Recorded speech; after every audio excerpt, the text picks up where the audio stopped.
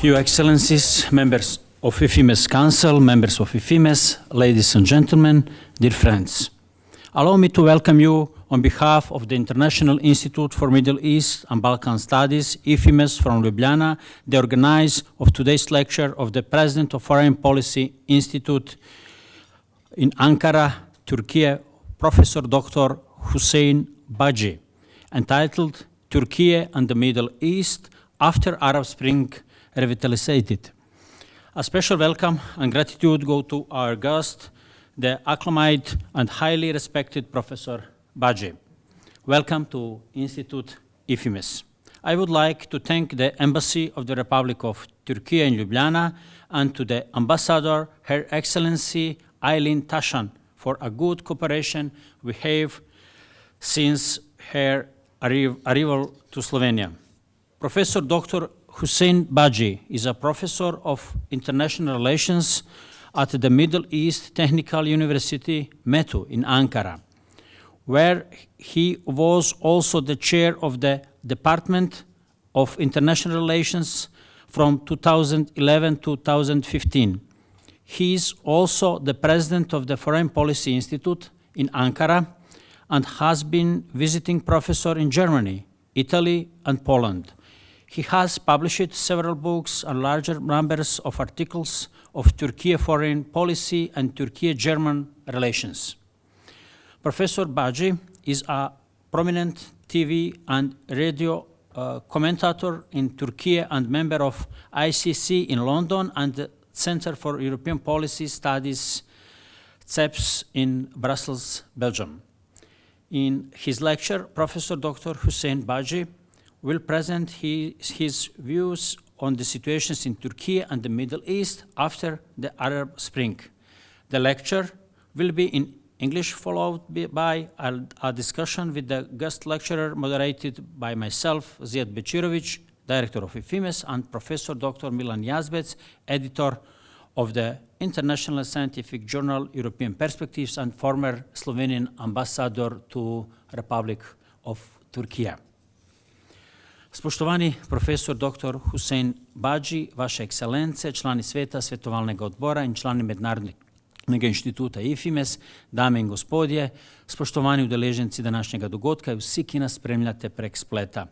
Dovolite mi, da vas najprej pozdravim in se vam zahvalim, da ste se odzvali našemu povabilu na današnji dogodek, predavanju predsjednika Foreign Policy Institute Ankara, Turčija, profesora dr. Hüseyina Bacıja z naslovom Turčija in Bližnji vzhod po arapski pomladi. Posebna dobrodošlica zahvala gre našemu gostu, priznanemu i zelo cenjenemu profesoru Bacıju. Dobrodošli na Institut Ifimes. Zahvaljujemo se veleposlaništvu Republike Turčije s sedežem u Ljubljani in veleposlanici njeni ekscelenciji Aylin Taşan za dobro sodelovanje, ki ga imamo od njenega prihoda u Sloveniju. Profesor dr. Hüseyin Bacı je profesor mednarodnih odnosov na Bližnjovzhodni tehnični univerzi METU u Ankari, kjer je bio od leta 2011 do leta 2015 predstojnik odjelka za mednarodne odnose, je tudi predsjednik Foreign Policy Instituta u Ankari, bio je gostujući profesor u Nemčiji, Italiji i na Poljskem, objavio je već knjig in člankov o turški zunanje politiki i turško-nemških odnosih. Profesor Bacı je znan televizijski in radijski komentator u Turčiji te član IISS-a u Londonu i Centra za evropske politične študije CEPS u Bruslju. U svojem predavanju bo profesor dr. Bacı predstavio svoj pogled na aktualne razmere u Turčiji i na Bližnjem vzhodu po arapski pomladi. Predavanje bo u angleškem jeziku, sledila bo razprava s gostom, ki jo bosta vodila moja malenkost, Zijad Bečirović, direktor Ifimesa, in profesor dr. Milan Yazbec, urednik mednarodne znanstvene revije European Perspectives i nekdanji slovenski veleposlanik v Turčiji. A now, Professor Dr. Hüseyin Bacı, the floor is yours. Thank you very much. First of all, I'm very happy to be here to not only to talk, but also to have good cooperation with Ifimes between my institute, Foreign Policy Institute, and Ifimes for future discussions, intellectual exchange of ideas, because the world is not anymore the same since 24 of February this year. And the topic which I'm talking today is about Turkish foreign policy in the Middle East after Arab Spring in particular. I will make some observations, comments, and I would like also to answer later on some questions if you have some questions there. I know that many people watch us from different countries already live, and I will start with the complicated area. This is the Middle East. Middle East is also not anymore the same as before.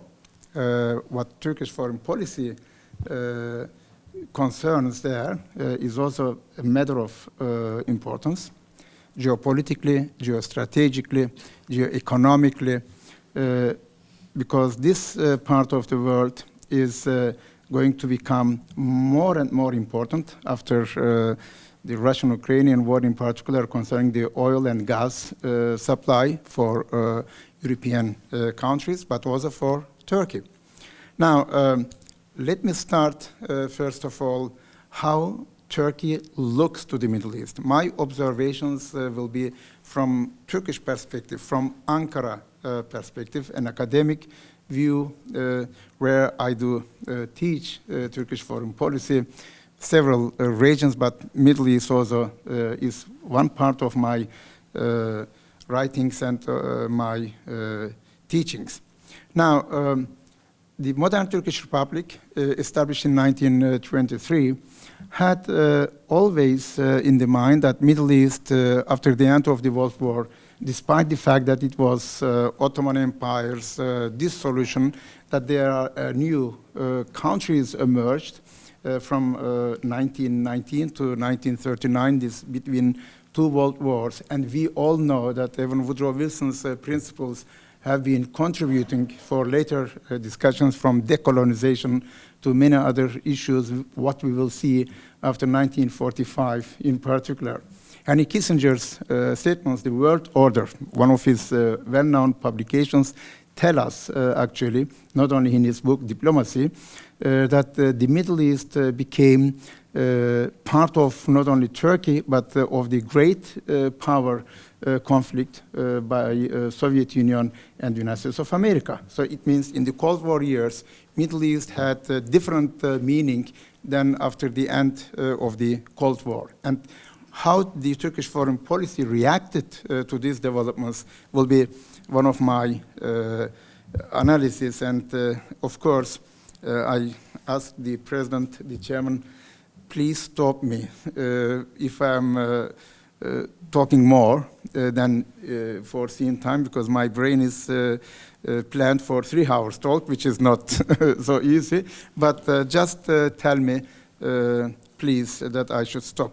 Let me start with this. The World War II actually was not only affecting the global order, but also the Middle East. Turkey, as one of the countries, starting with Afghanistan and Iran, the modernization process. Very interesting to compare where today Iran is and where Afghanistan is and where Turkey is. So the Turkish democracy as a soft power, as we will see, will be used in our relations with the other countries. But the World War I and World War II created new developments in economic sense, in political and in military sense. So Turkey was doing firstly in the 30s under Kemal Atatürk, Balkan Pact in 1934, Sadabad Pact in 1937, creating a belt of security through the military pacts. And Turkey was successful, to my understanding, not to join World War II, neither on the side of Americans, nor Germans, Italians. And this will create later on a big problem for Turkey.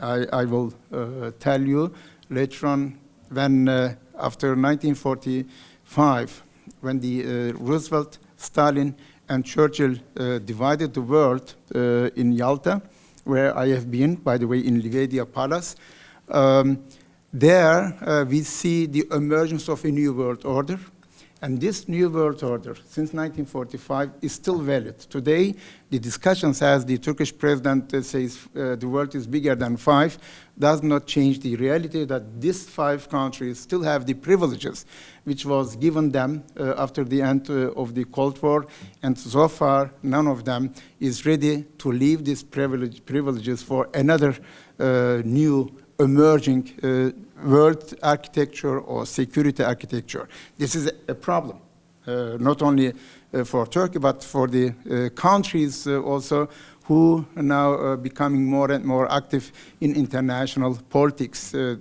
number of the member countries of the United Nations of 194 countries, which was only 50 countries in 1945 when the United Nations was established. So looking from the perspective of Turkey, I want to remind the viewers, the listeners, about certain developments where Turkey is acting in a way that today we see the reflection of it after the Arab Spring in particular. So the mistakes and the right decisions. So the governments do take right decisions, but also wrong decisions. So these wrong and rights, as we know, 2 wrongs do not make 1 right, but there are decisions which have long-term implications. And Turkey is one of the countries after 1945 looking to the West because of the Soviet demands from Stalin, 2 military bases at the Bosporus, on the Bosporus, and Kars and Ardahan cities in the north of Turkey. The Russia-phobia, what we have today in European continent, in Central Europe, in the Balkans in particular, we had already in 1946, 47, 48. So we know what it means, the fight among the big powers. And Turkey, in entire Cold War years, have been squeezed between 2 world superpowers. But, and this but is important, Turkey's looking to the Middle East has been an important approach, because the American involvement in the Middle East became with 1945. Before, the Americans were not in the Middle East. There were France, Britain, some other European countries, but not Americans. And the Turkish direction look to more America and cooperate together after 1945 and the entire years. Turkey became one of the greatest allies of America in the Middle East. President Truman, for example, was saying Turkey is in such a geostrategic location that all the sea, lands, and airways are going through Turkey. Istanbul Airport from today is the best example as hub for many continents that the people fly. This geopolitical and geostrategic value of Turkey has been recognized by the Americans, and the Turkish change to more to go to Americans is a driving force for the Turkish politicians, statesmen at that time. We may not forget that the second president, İsmet İnönü, was actually the one who made this change. Later on, the period of Adnan Menderes from 1950 to 60 is the continuation of this orientation of Turkey to America and to the Middle East. So this Middle East policy of Turkey has been hand in hand with the Americans in order to prevent the Soviet expansionism in the Middle East. The policy of containment was also one of the policies where Turkey acted together with the United States of America. So Americans and the Turks have been always controversial. As George Harris said in his book, Turkish-American Relations, a troubled partnership. In the Middle East, Turkey is not only the one troublemaker, there are a lot of troubles, by the way. So Turkey is one of the troubles. And how Turkey looked to the Middle East? 2 points. One, the Turkish membership to NATO in 1952 created such an umbrella that the American nuclear protection was provided to Turkey, and Incirlik military base, which was established in 1952, is one of the best examples of it. The second one is the recognition of Israel by Turkey in 1949, just 8 months after its establishment, which was considered later on as a foreign policy last for Turkish foreign policy. Therefore, even today, just in 3 days' time, the Israeli foreign minister will visit Turkey. Saudi Prince Salman will visit Turkey on the same day. So after this Arab Spring, all these worsening relations between Turkey, Saudi Arabia is on the way to come back to normalization, in quotation. But before, we should go back to 50s again. The recognition of Israel, which lasted until 1956, because we had in Suez Channel crisis, Americans, the British and the French, Turkey supported, which was considered in Turkish literature as a big problem. And then Turkey reduced the ambassadorial level, just charge d'affaires until 90s. And after 90s, when Turkey started to have diplomatic relations with Israel, it was a new beginning again in her foreign policy, as it is the case now that after 2010, when Turkey had the conflict with Israel, now sporadically there are good relations, bad relations, and now again probably we go into good relations. Just recent visit of Israeli president to Turkey was one of the best examples of it. In the 50s, there was Arab nationalism. Many people forget this, that we had people like Jamal Abdel Nasser, who was succeeded later on Enver Sadat, and then later on Hosni Mubarak. The thing is here, Turkey wanted to become the leader, big brother of the Arab countries in the 50s, which was not accepted. The Turkish leadership in the Middle East has been always controversial.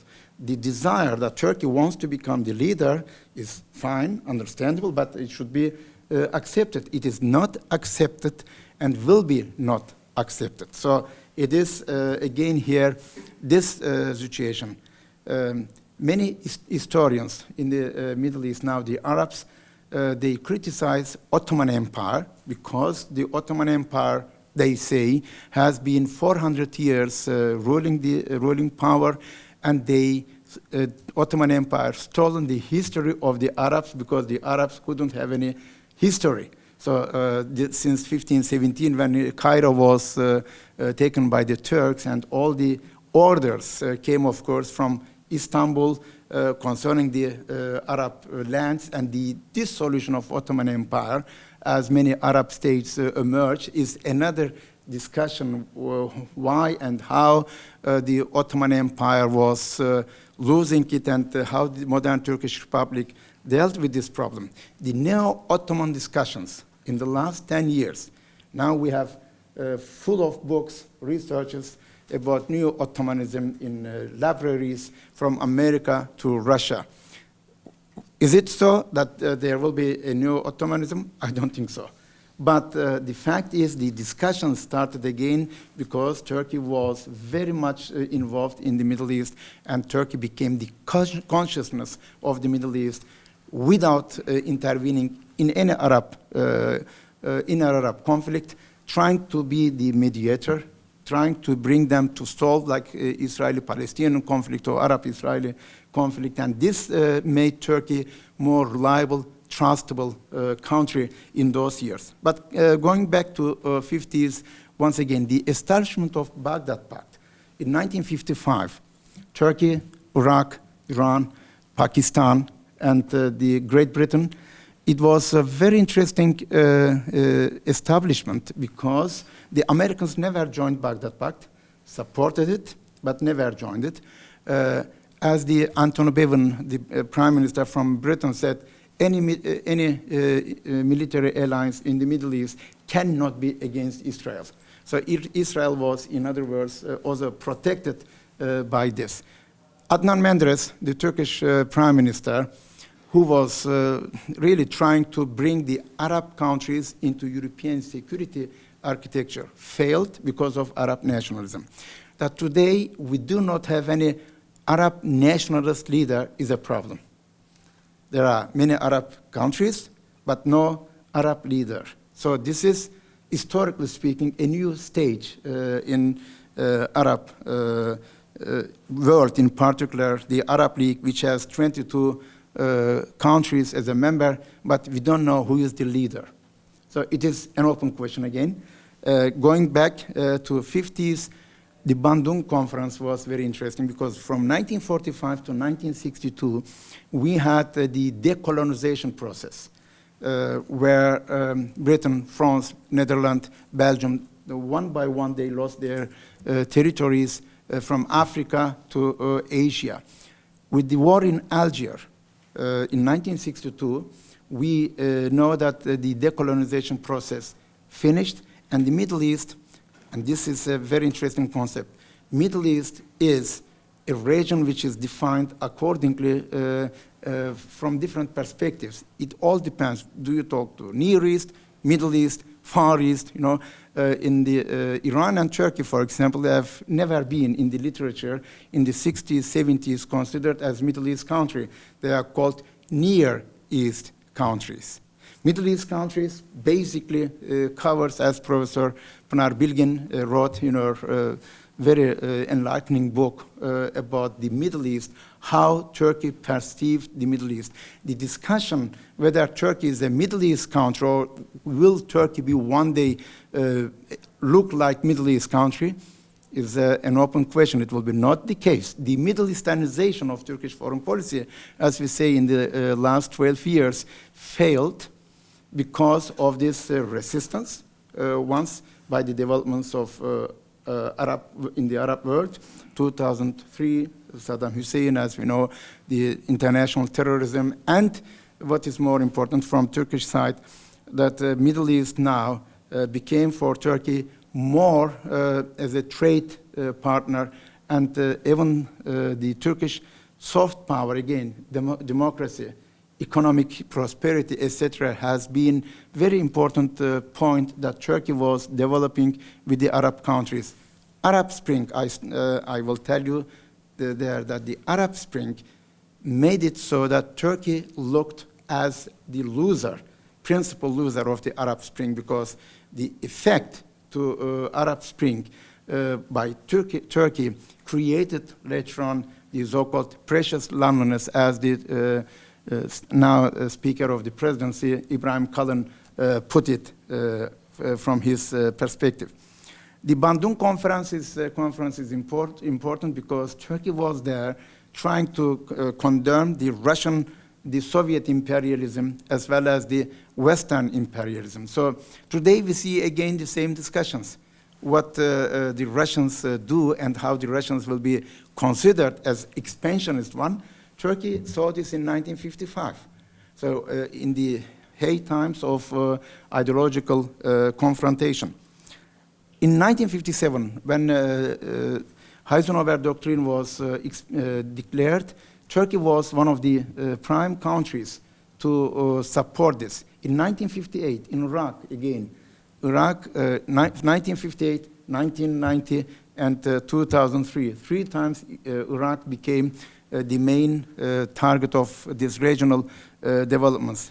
In 1960, when in 1958 Iraq changed the government, and also the prime minister was killed, assassinated, and the Baghdad Pact turned into CENTO. In 1960, 27 of May, when the first military intervention took place in Turkey, then the strong colonel of Turkish army, Alparslan Türkeş, said, Türkiye, so this is new terms, sorry, we academics, we all have written Turkey and now change it to Türkiye, so I use this Türkiye and Turkey at the same time, please understand me. I'm also in the process of integration now to this new terminology. He said, we are loyal to NATO and CENTO and all international treaties. So it was very important because in the 60s, Turkish foreign policy towards the Arab world changed. In the entire world, in the entire discussions in the Middle East, until 1980s, it is wrong to say that there is Palestinian-Israeli conflict. It was Arab-Israeli conflict. Palestinian-Israeli conflict is a new terminology, terminus technicus, since 1980s. It was before Arab-Israeli war. We don't talk about 6 days wars, about Palestinian-Israeli war. It is Arab-Israeli war.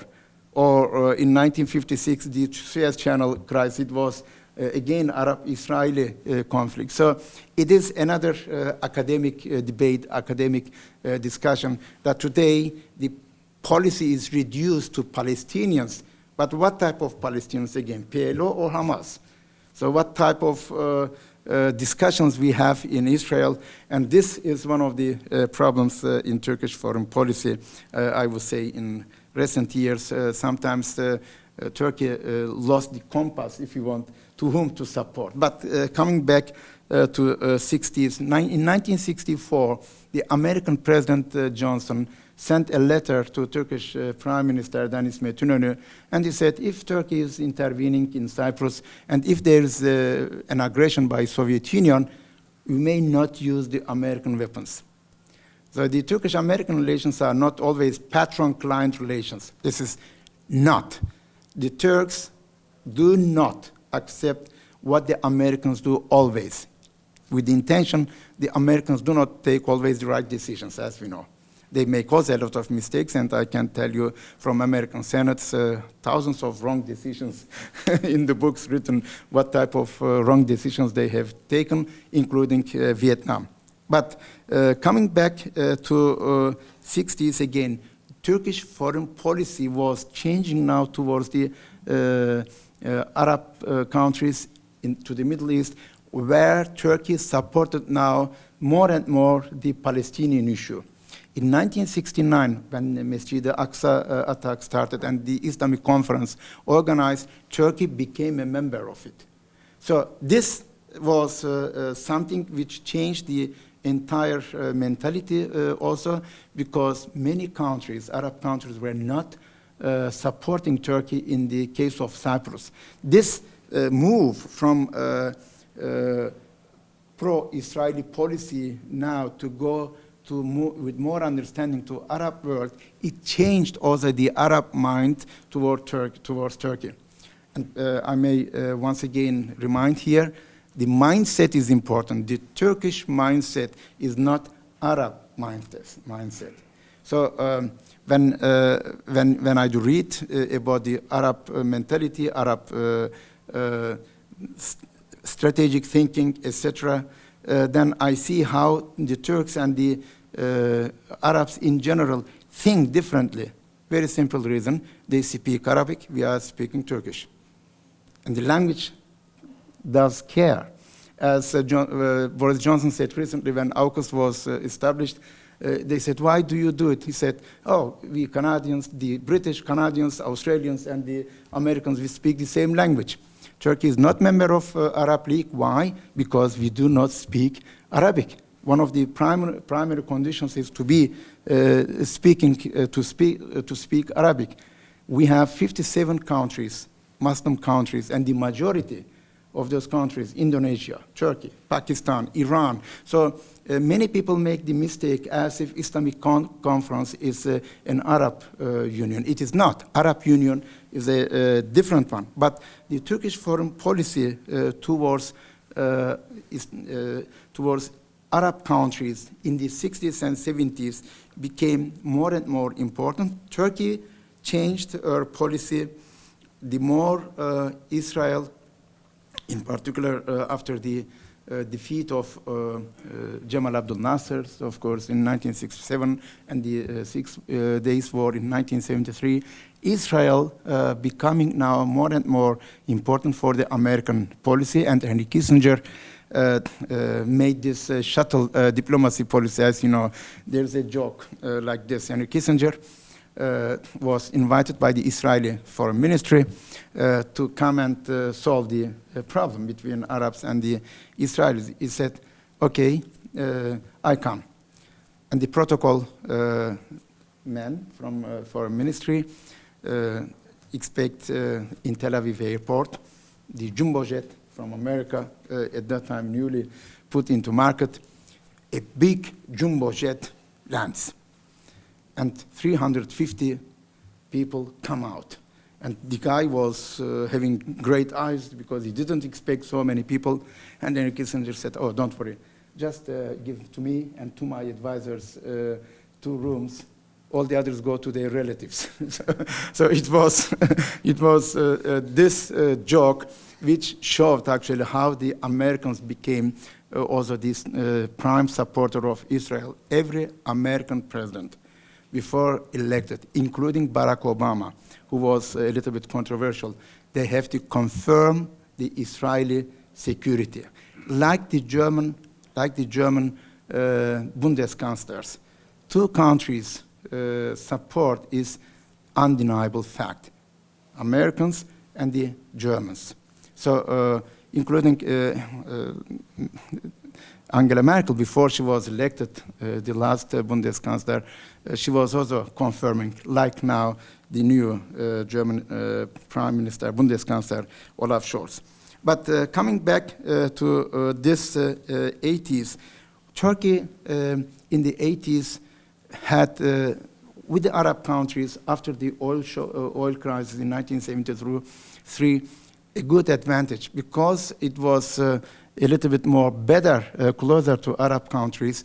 Turkey received oil from the Arab countries. There was a great understanding after 1973 in particular. But, and this but is important, 2 events shaped the Middle East and the perception of the great powers, both Americans and the Soviets.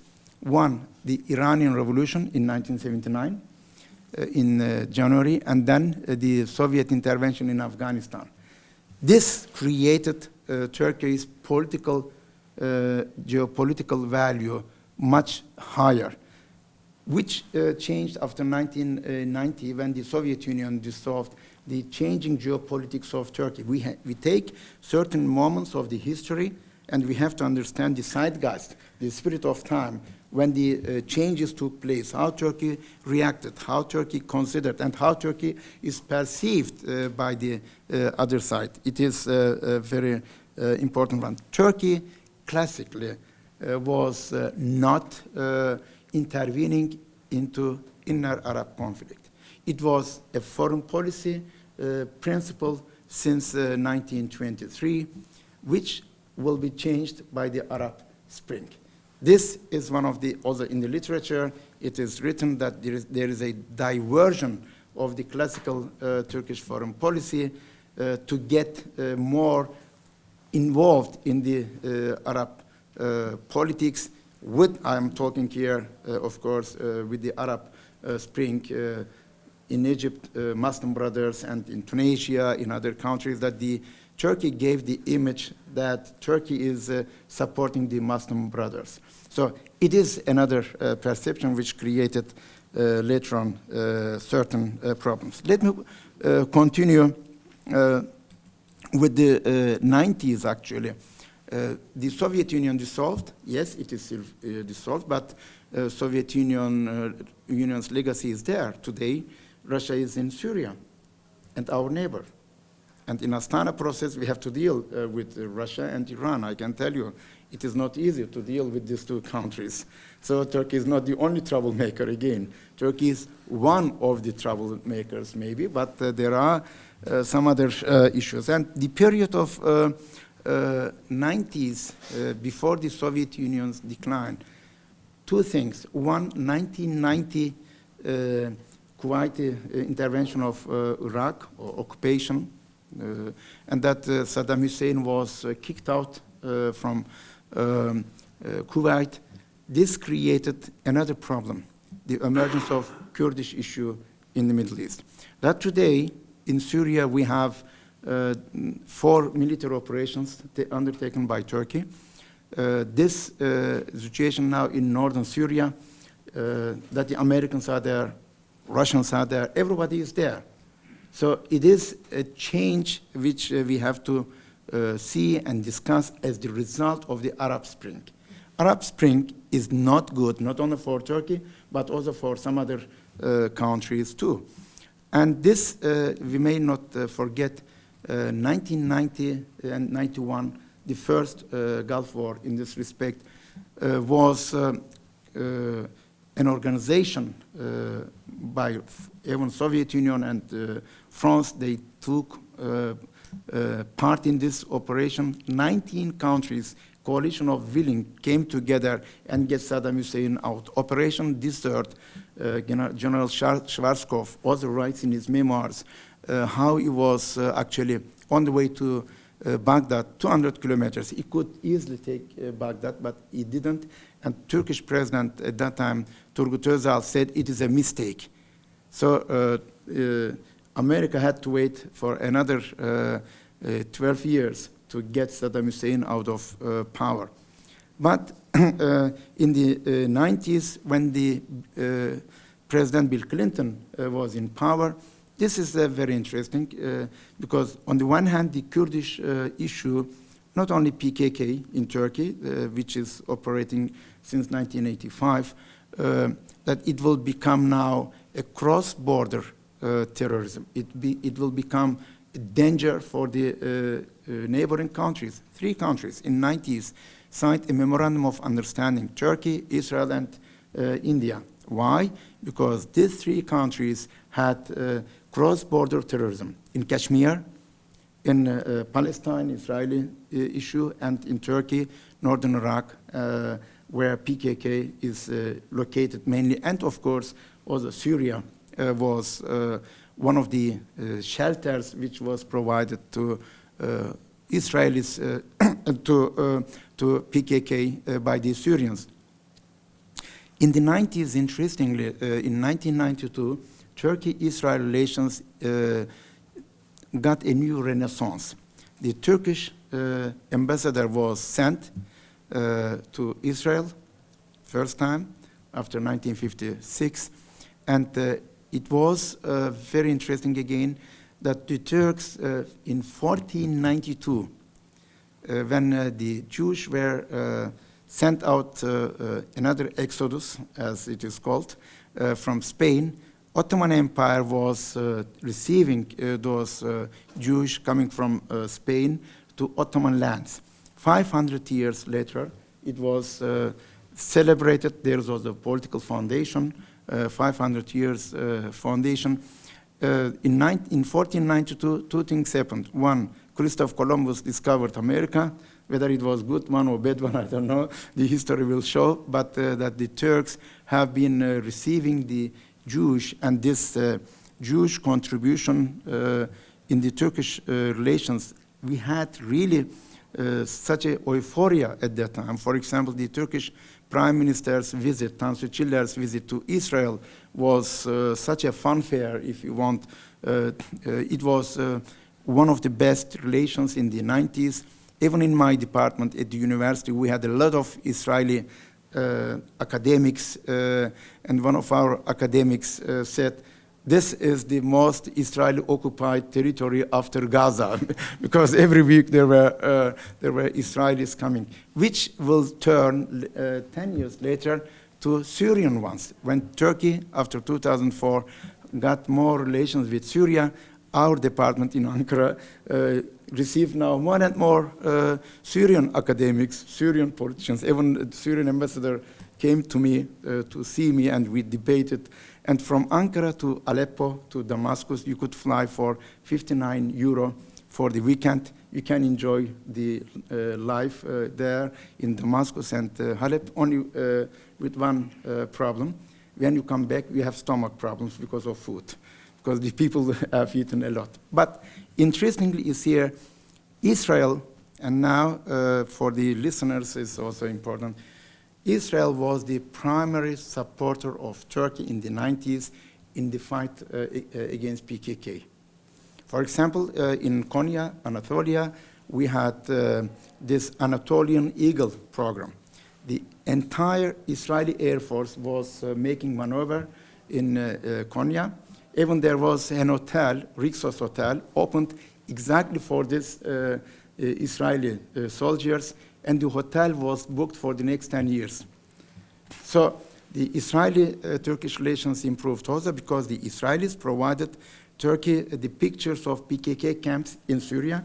When the Israeli jets were on the way back to Israel, they went 150 kilometers, 200 kilometers inside of Syria, got the pictures, and gave to Turkey. And Turkey was making also reports to tell to the entire world that PKK is in Syria, which was the case in 1998 when General Attila Ateş was speaking.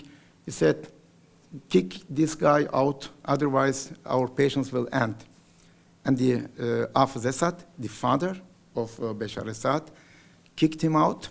Öcalan was first in Syria, and then in Italy, and then in Kenya, taken there. And he, of course, he had, as expected, the Greek passport for his name. All are documented, what I'm talking now. And this became also very important how to fight terrorism in the Middle East. Between Turkey and Syria, the Adana Agreement, as we call it, in 1998, is a very important agreement. Who reminded us that there is this agreement? It was Vladimir Putin. A couple of years ago, he said, why are you talking? You have already this agreement with Syria, and just let it to function after this debates of Astana discussions. But one more important in the 90s, which I would like, the Turkish-Egyptian relations. Egypt is the key country for the Arab League. Egypt is the mother of the Arab culture. I had the luxury, I had the privilege to visit Egypt a couple of times. And Turkish President Süleyman Demirel and the President of Egypt, Hosni Mubarak, they created a mechanism. Every 6 months, they came and they talked about the developments in the Arab world, in the Middle East and Turkey, like François Mitterrand and Helmut Kohl have done for the European Union developments in the 90s when they came together and talked about the future and enlargement of Europe. It is interesting here, Israel supported Turkey against the sanctions of certain European countries, Germany, Austria, Italy, and recently even Finland since 2018. Now, why it was so? Because, concrete example, Turkey got Leopard tanks from Germany, and the German government, with the pressure of the Greens, they said, no, you cannot sell it to Turkey. So what the Israelis have done, they took the tanks, Leopards, and then repaired them and sold them to Turkey. So so as third country providing these tanks to Turkey. Very interesting. We have reports and we have good academic writing by Dervish Fikret Ünal about the Turkish-Israeli relations. One of the very good, I would say, researchers concerning the recent developments in the last 30 years between Turkey and Israel. So, as we know, in the 90s, and maybe one more important, the founder of Bilkent University in Turkey told to me, he passed away, Hoca. He showed me also the documents when the Turkey applied in 1999 for the European Union candidacy. He wrote 85 countries, presidents and prime ministers letters to get support Turkish candidacy. Israel was among the first countries which provided this support for Turkish candidacy in 1999. So why I'm telling you this? To understand that today Israel and Egypt are very close friends. Turkey and Israel, not. Historically speaking, there were two countries which have been fighting against each other. And now the issue is how Turkey will deal now with Israel and Egypt. Since 2013, Turkey had problems with Egypt in particular, after Hosni Mubarak's leaving the power, and Mursi came to power, and after this, now we have General Sisi, and the Turkish-Egyptian relations, actually economically speaking, they are still good relations, like with Israel. I mean, we have to make this difference. With Egypt, we have economic relations. Thousands of Turkish tourists go to Sharm el-Sheikh.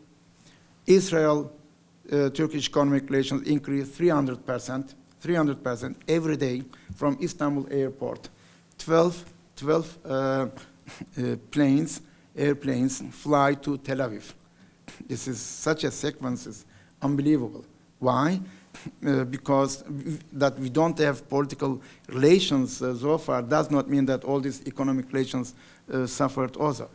But again, the recent developments will bring Turkey and Egypt together, probably also Syria, we will see. Another point I would like to mention here concerning the Turkish-American relations in the Middle East. When AKP, or Justice and Development Party, came to power in 2002, many people expected that Turkey will be now much more active in the Middle East. And it is true. The Jewish lobby, which played an important role in the entire years for Turkish politics in the American Senate and Congress against the Armenian and Greek lobby, the Israeli lobby played always the balancing role. The Turkish-Israeli relations have been, in this respect, very good. And we know, even before AKP came to power, the Israeli lobby in America, they have been also very much supportive. And I was, my age is, by the way, exactly, I was young and innocent professor in the early 2000s when AKP came to power. So the last 20 years I know very well, and I am reading, teaching deeply as far as I can. But the thing is, in 2001, something happened which changed the entire world. This is Al-Qaeda attacks, 9/11 in America. And Turkey was one of the countries which tried to tell to the world how terrorism is dangerous. And this showed again, first time Turkey said, we told you how international terrorism is a danger. Now you understand us. That the newspapers in Paris published, Le Monde or the other journals, they said, we are all Americans today. First time in the French history. So Al-Qaeda attacks created again a good advantage for Turkey, how to fight international terrorism. 2003, the Turkish-American relations experienced a very interesting situation. Turkey did not allow that the American troops should pass through Turkey and go to Iraq. This was written by Deniz Bölükbaşı, the former diplomat. He passed away, unfortunately, in his wonderful book, Bir Mart Tezkeresi, First March Petition, how the negotiations went. But it was not first time. It was the second time in our history.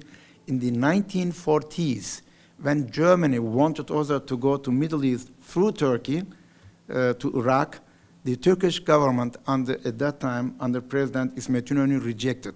So those people who are interested, they can read this in the book that the Turkish foreign policy under İsmet İnönü by Zehra Önder, by Bilgi Yayınevi. She wrote this according to German documents, very interesting publications. So in the 2002 upwards, Turkey became as then Prime Minister after 2003, Tayyip Erdogan said, Turkey is part of this greater Middle East project. I wrote an article together with Bayram Sinkaya, and we published it, the Turkish policy towards greater Middle East. What it means, greater Middle East. Greater Middle East was, according to Condoleezza Rice, that 22 countries, territories probably will be changed in the coming decade. Arab Spring is the result, actually, from this policy from the 2005-2006. So in Turkey, there is a good, interesting discussion concerning this Greater Middle East project and the Turkish government's position there.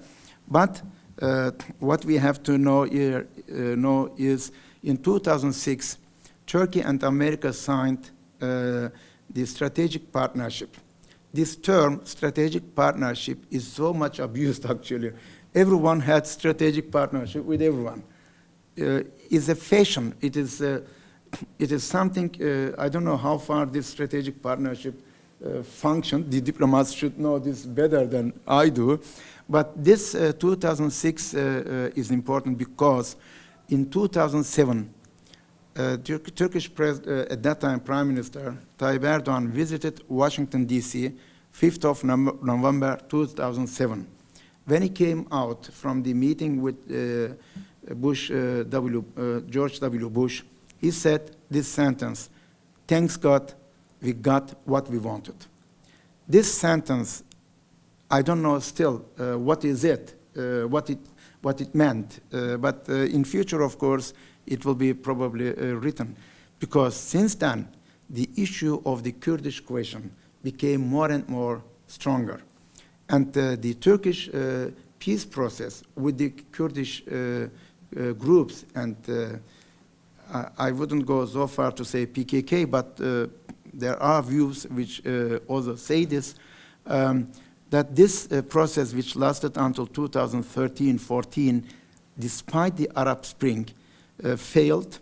It was a try, but no solution. Now, with the Arab Spring, the new situation in Syria, in Iraq, even in Iran will be another discussion point.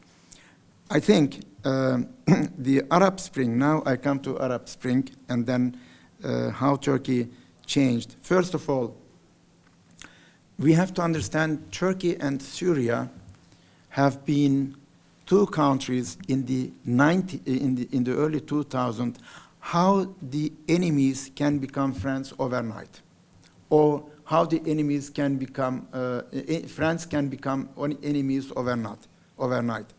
I remember my talk in 2013 in Gaziantep. I was speaking in front of 250 people, Arab, Syrian oppositions, Turkish intellectuals, politicians, governors, name whatsoever. And I used there a metaphor which was used later on by several journalists. I said, Turkey has experienced, in the case of Syria, the happiness of marriage and the deaths in one day, 24 hours. So everybody was happy, and next day, suddenly, you are enemy. It is very difficult to explain this change. I don't know how we will explain it in future. We need more research. We need more discussions about this. One of the Turkish ambassadors, Ömer Önhon, who was the last Turkish ambassador in Damascus, he wrote the book from his eyes. The title is Bir Diplomatın Gözünden Suriye.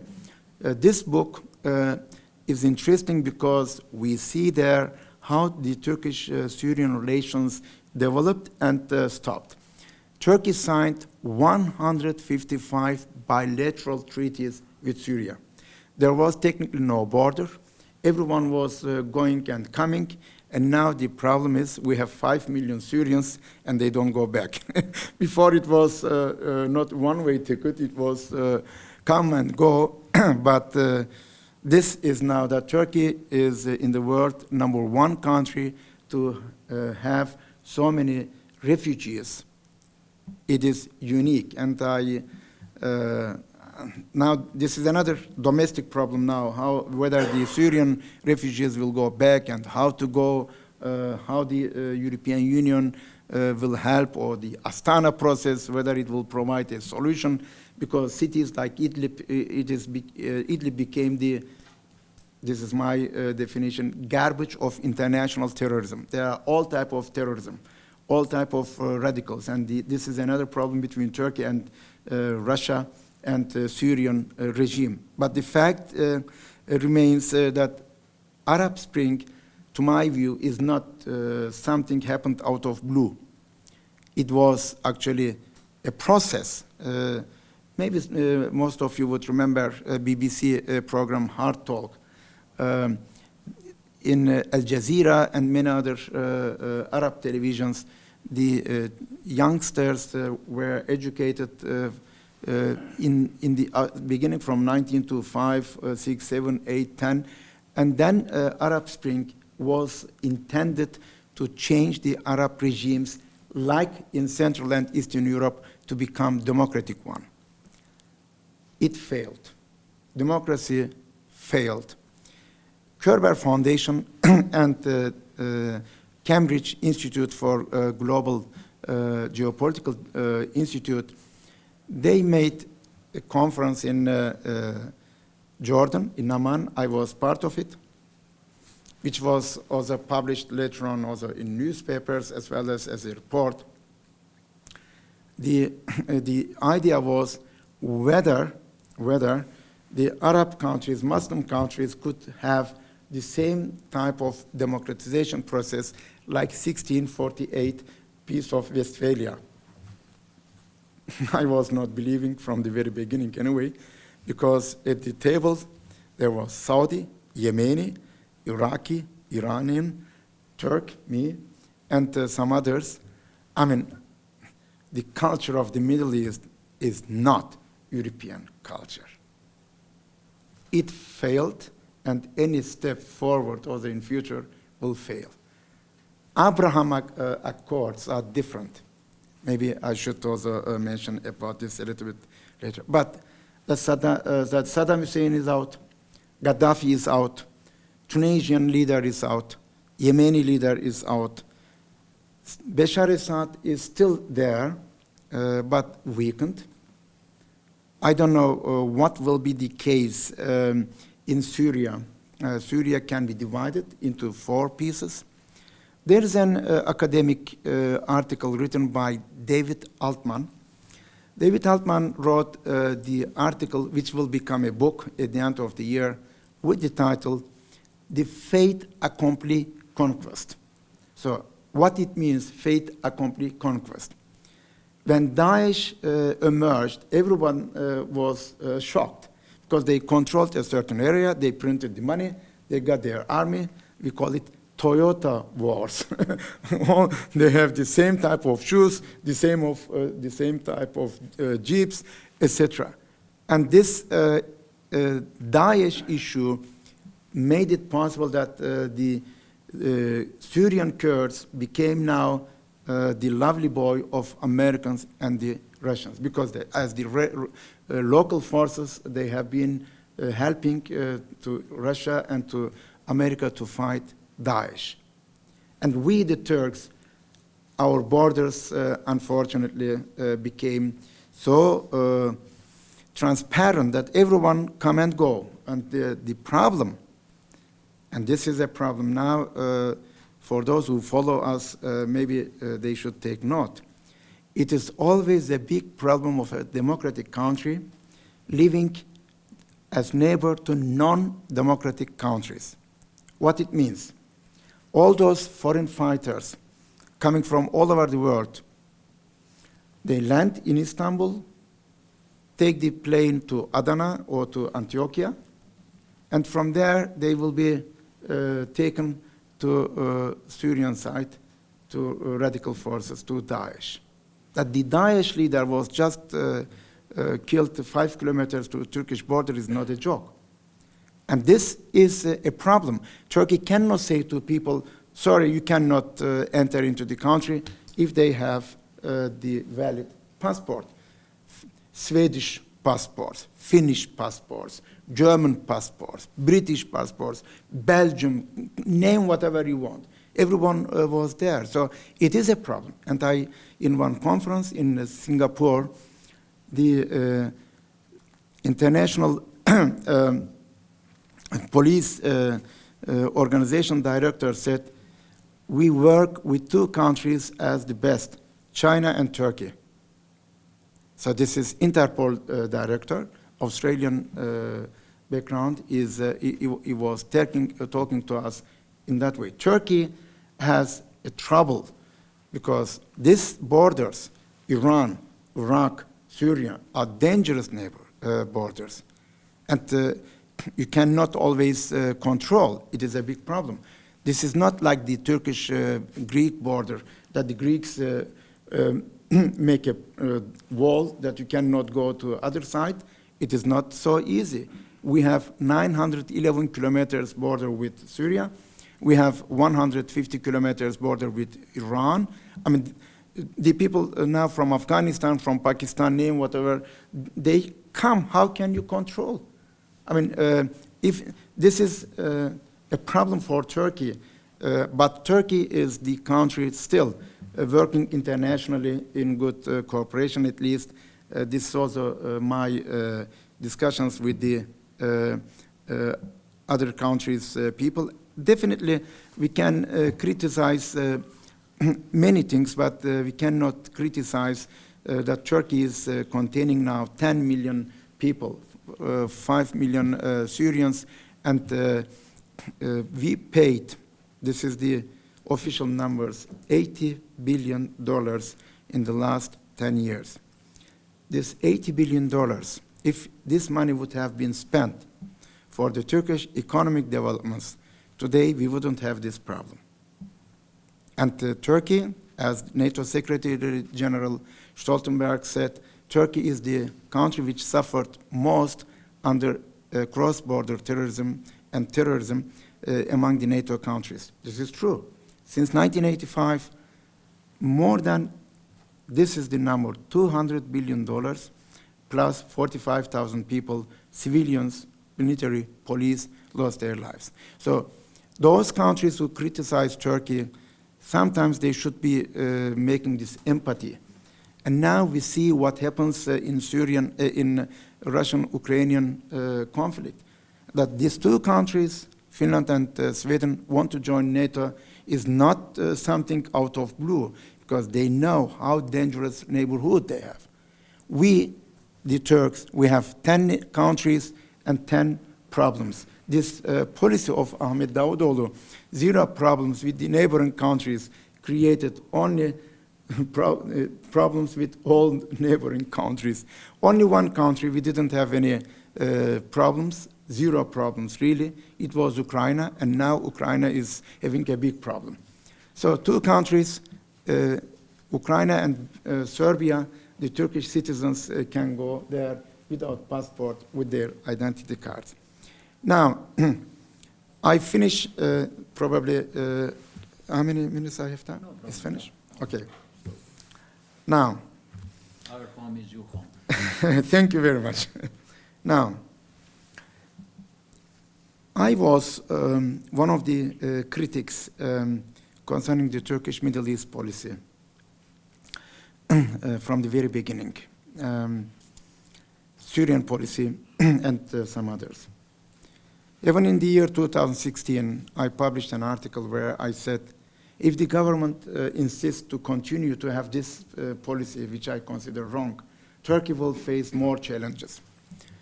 Now, in the year 2022, I'm one of the very happy academics to see that this has been now revised, and the relations with Israel, with Egypt, even with Syria, to a certain degree started, that this precious loneliness discussion is out, and that Abraham treaties, Abraham Accords, again made Syria, Turkey, Saudi Arabia, United Arab Emirates, and all the Gulf countries closer again. Just again, in 2 days, we have the visit of Prince Salman from Saudi Arabia and the Israeli foreign minister. I mean, which was not thinkable before, or United Arab Emirates visits this year also. So it means there is a change. So the Turkish government also sees that going back to the original policies, not to get involved in the inner Arab conflict, is a right policy, which was even told by Kemal Atatürk in the 30s. Now, where the Middle East is going? Quo vadis Middle East? Open question, I don't know. But what I do know is, if I may make predictions, the Middle East will become now economically an important one because they have oil and gas. Iran will be very important. The Turkish-Iranian relations, I couldn't talk, but it's another subject. But the fact remains that Turkey is, with her multilateral policies, is the key player in the Middle East. Turkey is not a power center, is not a superpower, but Turkey is a regional player. And regional players are important. I give always this metaphor. Ronaldo is a Portuguese one, but he plays also for the Spanish team. So also for Italian team, for the British team. Turkey is playing this global role. I think the recent developments, in particular with the Turkish States Union, Turkey gains another geostrategic value. Middle East remains for Turkey a troublesome region, but now the discussions among the Arab countries on the one hand, Israel on the other side, and the Americans is a new development. Not to forget, of course, the European Union policies towards the Middle East. This, again, Turkey, in the long run, will be in good terms. I consider this as a sine qua non to talk to Syria in order to get the refugees safe and sound back, to talk to Israel for the oil and gas, to talk to Egypt as the important regional ally as in the past. And of course, when I do talk about the Middle East, I talk also about the North African countries, MENA region. So suddenly, MENA region, Africa, Middle East, Turkey is now trying to find a new position after this Arab Spring created so much damage and also the wrongdoings inevitably, as again, the politicians, the statesmen can take wrong decisions. The people, nations suffer. We, the academics, when we take wrong decisions, maybe we write another book or another article, and nobody cares. But the statesmen, when they take wrong decisions, then the impact will be generation long. So this is my advice again, that in the Middle East, we should need more new mechanisms to talk, to discuss, to create new understanding of what is the national interest and what is the regional interest. I'm optimistic by my nature, but it does not mean that I do oversee the pessimistic developments. Therefore, Middle East is and will be one of the most important areas where the Turkish foreign policy has to work and face new challenges, but in a very, to solve them in a very constructive way. The rhetoric should change. The rhetoric should not be confrontational, but rather more cooperative. So I think now Turkey is making back to the future, if you want. It's a good development, and the visits from Middle East leaders one by one to Turkey will show once again how Turkey is a global player, plays an important role. Last, found maybe one book by the Japanese researcher Kohei Imai, who will be at my university from October on as a guest professor. He was also my student. He wrote about Turkish foreign policy, Turkey as a middle power in the Middle East. We are not nuclear power, we are a middle power. And Turkey should not overstretch her capabilities, not to make promises which Turkey cannot fulfill. So it means more realistic policies is requested. Once again, Turkey remains not only for Middle East, but for the entire power balance of power politics of all the big countries as an essential cooperation partner. And probably, this is my expectation, Turkey will do it, learning from the mistakes from the past. Thank you very much. Thank you, Professor Baji. Now I would like to ask Ambassador Professor Milan Yazbec, please, to start with the discussion. Thank you very much, Director, colleague, Professor Cirovic. Thank you very much, my dear friend Hussein Baji.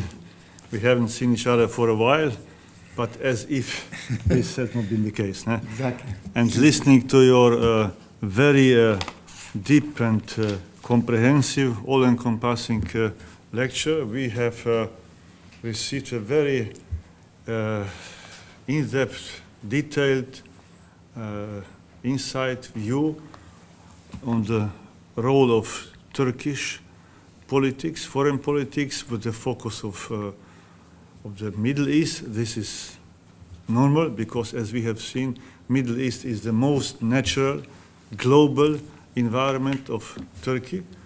I was glad to hear that quotation. I quote from you: Turkey is playing global role as a regional power. This is a very rare combination, and listening to this, how you described and contemplated Turkish development during the last 100 years, it shows this. So let me wrap up this part with a few questions and maybe with some of your more, let's say, comprehensive and then focused shorter answers. It will be more in addition to this what you have been telling, and this what we see from this perception here as important. Let me first start with the Western Balkans. So it is, as far as I know, an utmost important region for Turkey from historical, regional, ethnical, cultural, etc., point of view. Would you explain in, let's say, a few minutes this attitude, this relation? I agree with this, what you said, that we cannot speak about neo-Ottomanism. This is my personal point of view, and I agree with this. But still, since it has been mentioning maybe mostly in that frame, could you also comment on this? Huh? Yes. It was 24th of April 2011 when then Turkish Foreign Minister Ahmet Davutoğlu was speaking in the city Sivas for the AKP party congress there. He said, we want to become a Cihan Şumul state. Cihan Şumul is the empire, global, great power. This statement, of course, has been very negatively received by the Balkan countries and by the Austrians. At the 8th of May 2011, I was in Vienna, Landesakademie für Verteidigung. I was speaking there so in front of 200 people. And then one Austrian general said, Professor Baji, your foreign minister said that you want to get a huge empire again. I said, no, don't take it so seriously. I mean, it's exaggerating. The second one, the Bosnia-Herzegovina's deputy foreign minister a Serbian, a Croatian origin woman. We had a conference in Berlin in 2013, and she said to me, Professor Baji, why your foreign minister is speaking like this? Sarajevo is not Muslim city only. It is Croatian city, it is Serbian city altogether. I said, don't tell it to me, tell to him. I'm academic. I'm not responsible what the foreign minister says. I'm responsible to make analysis. But the fact is, going back to 1990s, when Süleyman Demirel was the president, he was using the terminology Büyük Türkiye, Great Turkey. I'm in China, in Tiananmen Square, accompanied by a Chinese diplomat. Suddenly, out of blue, he looked at me and said, Professor Baji, do not your politicians learn geography in the schools? I said, of course they learn. How do you come? He said, because your president, he said from Adriatic to Chinese wall, Turkish world. Adriatic here. I said, sorry, we the Turks, we love this exaggeration. No, the politicians, our politicians love the exaggeration. He said, yes, but tell them, Chinese wall is just 70 kilometers to Beijing. So it means even the Chinese have this fear. This is the historical consciousness. And we, at the moment, we have to deal with this historical consciousness once again. One of the new topics after COVID will be how the countries reinterpret their history once again. The new generations from your country, from my country, from the European countries, how they will interpret what happened before. Now, what happens in the heart of Europe and the Western Balkans, including in March, in February, I was in Budapest in a conference where we had the discussion about the European Union enlargement in the Balkan, in the Central Europe and in the Balkans, Western Balkans. Also from Slovenia, Montenegro, Serbia, the Czech Republic, and Albania, everybody was there. What I got from there, the Western Balkan countries, most of them are not European Union members. The enlargement process is still going on. Some of them are NATO countries. We have seen when President Macron says that he does not like to see Albania in the European Union, what it means then.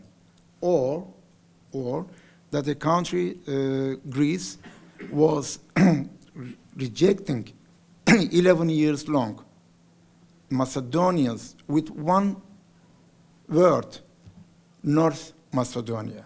We, the Turks, we never use this. In all NATO documents, in Turkish documents, Turkey called always Macedonia, and the NATO documents called Fyrom, former Yugoslavian Republic. I mean, this type of things, and the recent one between Bulgaria and Macedonia.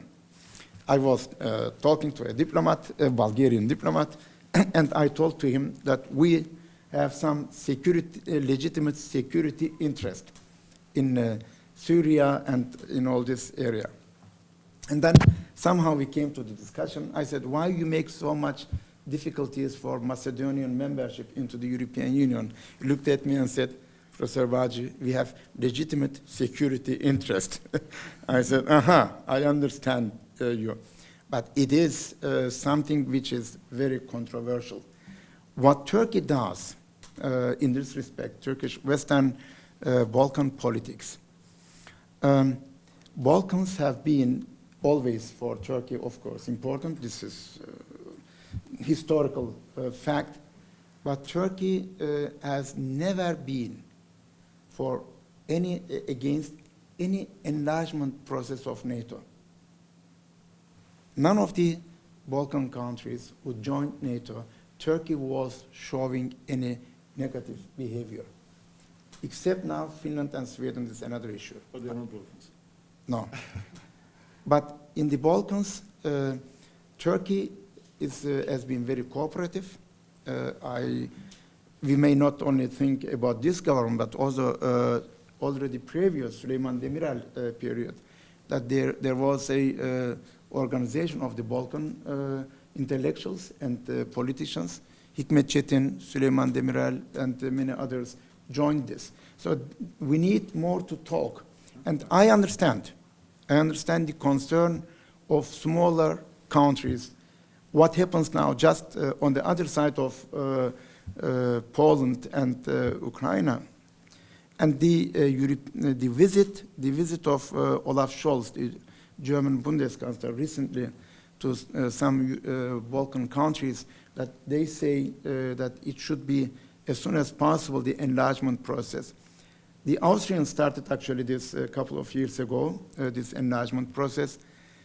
But this year at the conference in Budapest, I saw the outcry of Montenegro, for example. The representative of Montenegro said, what do you want to get more? We are 600,000 people, small country, we have done everything what you want. Why do you stop it? So it will be now more and more debate. But the enlargement process will take place. Thank you very much. So, I use this rare but pleasant opportunity that there are 3 professors here. So I'm taking holistic approach. Huh? I will make 4 more steps, touching more or less on all of this, what you have just mentioned, but from specific points of view. So next step, Turkey and the EU. Well, we are more or less the same age. Yeah. I know, I don't remember, but I know. My first school day was then when Turkey applied for the membership in the EU. So it's long ago. Could you comment a little bit on the current state of the affairs, Turkey, EU, and what are the perspectives? So with a few minutes that we receive an update from academic point of view. Turkey is very thankful to Great Britain that they paid so much money to leave the European Union. Then you have to ask why Britain left the European Union. Very simple reason. They didn't want to get orders from Brussels anymore. Now, Britain, they left the European Union. What happened? Within 2 weeks' time, Turkey and Britain signed a common trade agreement. The European Union's security today depends on 4 non-European Union countries: America, Great Britain, Russia, and Turkey. The Turkish membership into the European Union is an historical claim. Under today's conditions, it will be not possible in the foreseeable future, but I would like to give you this example. I did bring 2 academics to President Süleyman Demirel in the year 2011. They made work, democracy in Greece, Macedonia, and Turkey. And Süleyman Demirel talked and answered the questions, and one of the academics said, so what do you think about Turkish membership? He said, yesterday is yesterday, today is today. And the guy didn't understand because it is in our political culture a very important metaphor. I said, now I cannot answer you. Later on I will tell you. And Süleyman Demirel said one sentence, but tomorrow is another day. And this tomorrow is another day what Turkish is looking for. What happened now in the heart of Europe is unbelievable. Nobody would have said before 24th of February that there would be a clash in the heart of Europe, that the entire Russians, the nation, is excluded overnight. I said, we have experienced this. Now, many institutions in Europe, think tanks, stopped all the relations with the Russian institutions. And this is interesting, as we have done it in 2015, when Turkey shut down the Russian plane overnight from White Russia to Mongolia. All the Turkish projects with Russia stopped. Turkmenistan, Kazakhstan name was over. This type of punishment is very dangerous. It does not show this highly civilized world. That you do not teach Tolstoy in the University of Milano. What hell is it? I was in Milano, by the way, exactly on that day when it was. Or that the conductor of Munich National Orchestra, because he has good relations with Putin, the guy is kicked out. Or as a doctor who said he does not treat anymore people from White Russia and Russia. I mean, at the moment, we have a very intellectual discussion. Later on, maybe we can talk more. The values, what we have seen in Europe, the highest values, are now under discussion. What is changed also since 2015? The migration issue. The migration issue was also responsible that Angela Merkel had to leave the power. Now, migration is a big problem. The Russian-Ukrainian war is a big problem. I think the Turkish membership is now not so important anymore. It is important as a historical legacy, but in order to join the European Union today, under what conditions? Do you think that Ukraine will be taken because they fight against Russia? There is 100,000 pages that one country has to improve this integration process. It takes years. The European membership is not free of charge. It's not free ride. Now, we will have, and the European leadership today is also not the same European leadership as in the previous decades. Mr. Macron lost the absolute majority in the parliament. So, please, look what happens.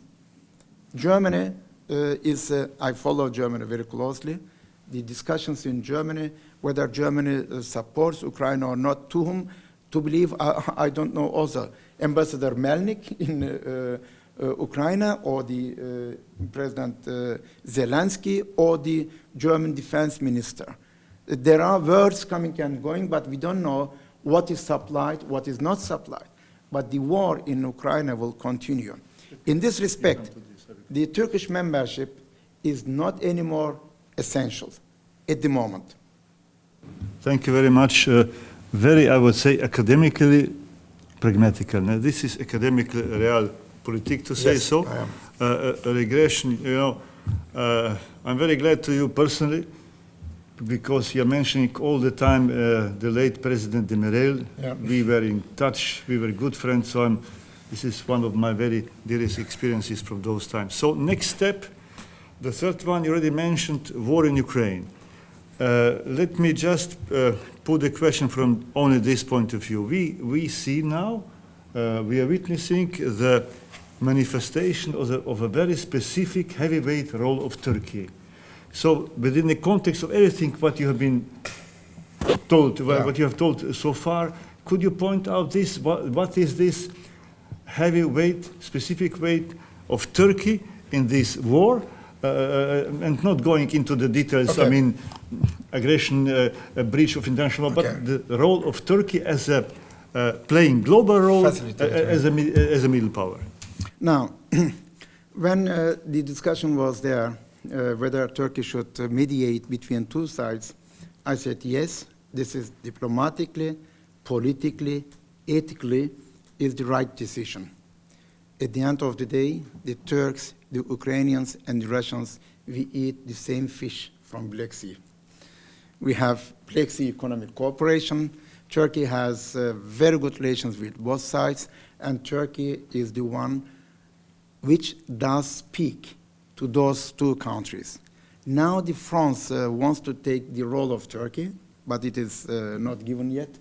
Istanbul is always nice, to be, or in Antalya, to be there. When in Antalya, Lavrov and Kubali met, I was there in Antalya Forum, by the way.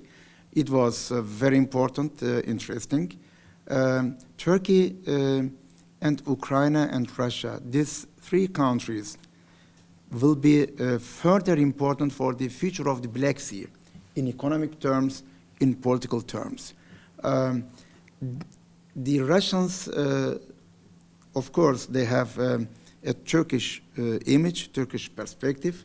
Last week, Lavrov was in Ankara. I watched the press conference. I suggested this, my dear friend, because he was not able to fly to Serbia. I suggested to give him Turkish citizenship for 1 day or 2 days, and then send him from Ankara to Serbia. There's direct flight, by the way. So go and speak, and nobody could prevent this. So this is another facilitation maybe by Turkey. But I think it is a tragedy, and Turkey should talk to both countries as much as possible, for the sake of Turkey, for the sake of the European Union, and for the sake, of course, of these two countries. Yeah, thank you very much. This is what you just said now.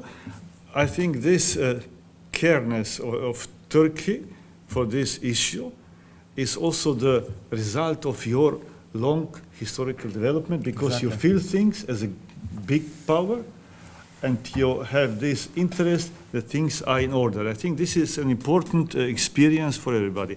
2 more steps to go. Turkey and Slovenia. On the 2nd of February this year, it was 30 years after Turkey, among the first countries recognized Slovenia. On 28th of August, it will be 30 years since we established diplomatic relations. We have strategic partnership from early days. At that time, this word was not yet watered down, I agree with you. It was concluded on 3rd of March of 2011, when Prime Minister Pahor visited Turkey, and with Prime Minister Erdogan, they signed the strategic partnership agreement. By the way, 1 year later, in May 2012, the then Prime Minister Erdogan came to Slovenia to visit. He received a high prize from the Institute Ifimes. We have more than doubled the bilateral trade from those times. There is a network of honorary consuls of Slovenia in Turkey. Also, Turkey, after a long time, has a honorary consul in Slovenia. He is sitting over there. So, could you comment in this, on this briefly, in this stream of thought that you are developing now? Thank you. It's unfortunately the first time that I'm here, despite the fact that I have been in 120 countries before, and it's 121, by the way. So I'm not expert on Turkish-Slovenian relations yet, but I claim academically in future to be one. So, but I can say in general framework, Slovenia and Turkish relations are good. At least there are not big problems. And we have also a very successful ambassador here to continue to improve the relations. Slovenia, as a European Union member, is important for us, for Turkey. In 1992, I wrote my associate professorship thesis about the war on Bosnia-Herzegovina. And I read then, of course, how the German foreign minister at that time, Hans-Dietrich Genscher, recognized Croatia and Slovenia at the 24th of December 1992. Germany, 91, but then it was recognized. And this was a very interesting development for the further war between Croatia and Serbia, and later on, of course, the tragedy in Bosnia.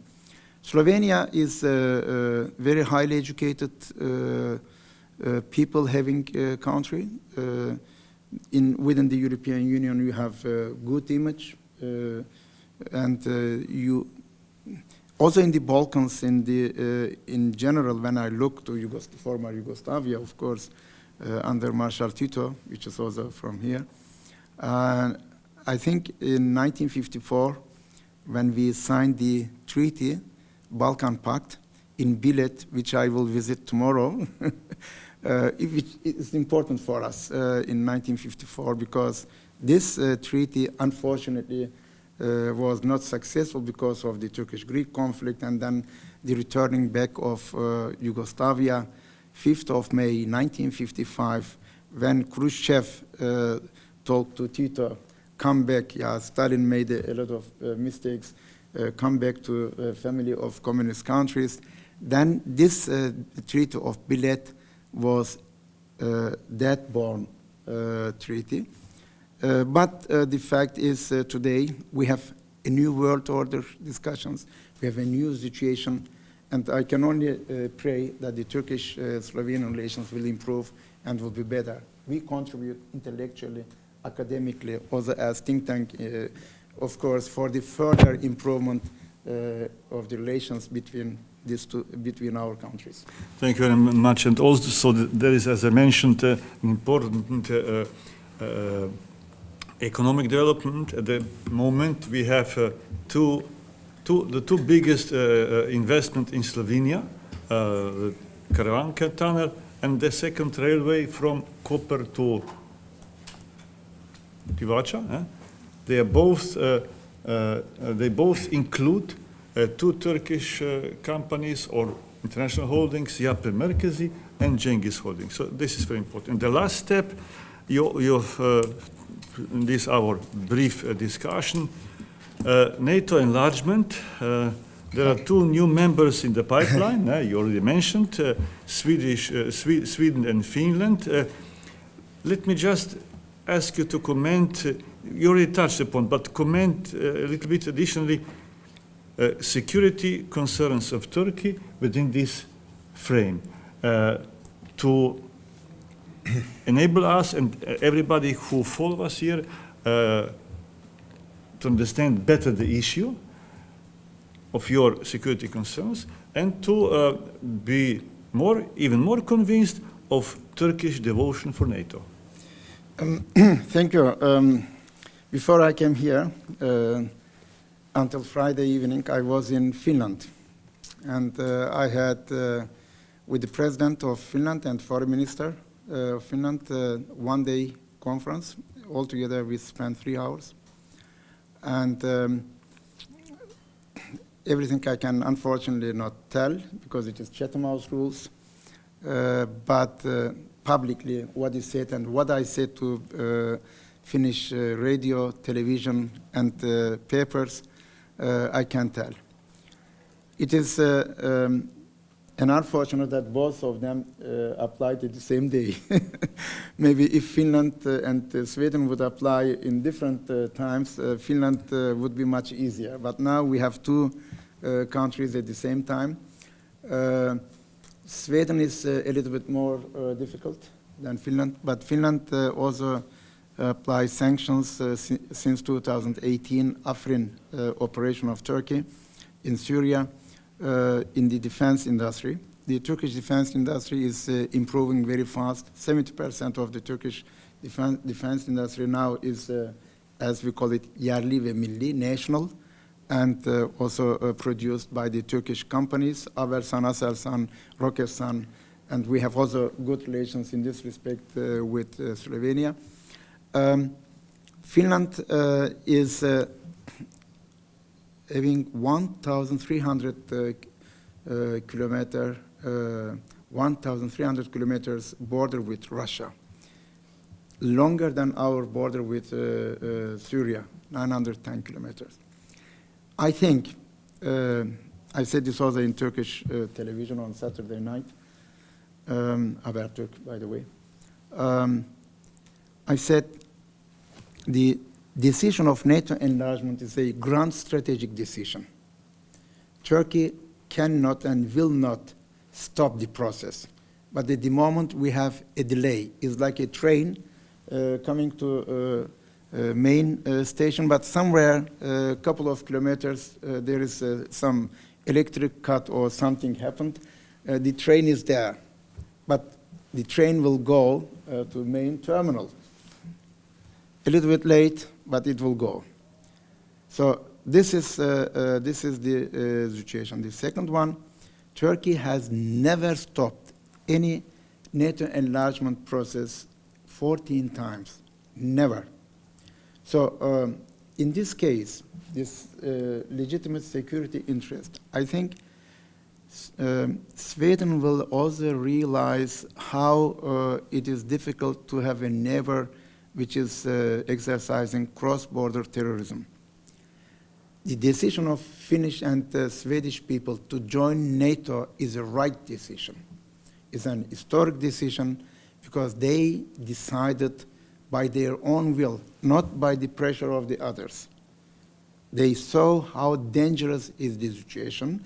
They just want to get, as soon as possible, this security umbrella, because they are neutral countries. Historically speaking, one country is giving up 200 years neutrality, the other one 75 years neutrality. It is not an easy decision. Austria does not need it because it's already surrounded by all the NATO members. It is like Romania in the Cold War years, this non-nuclear zone. I mean, Romania was surrounded by all these nuclear weapons. It doesn't matter whether we have it or not. It is a similar situation. Turkey's devotion to NATO. Turkey became member in 1952, even earlier than Germany and many other countries. But it was not very easy. Turkey sent to Korea 27,000 people in the 3 years' time.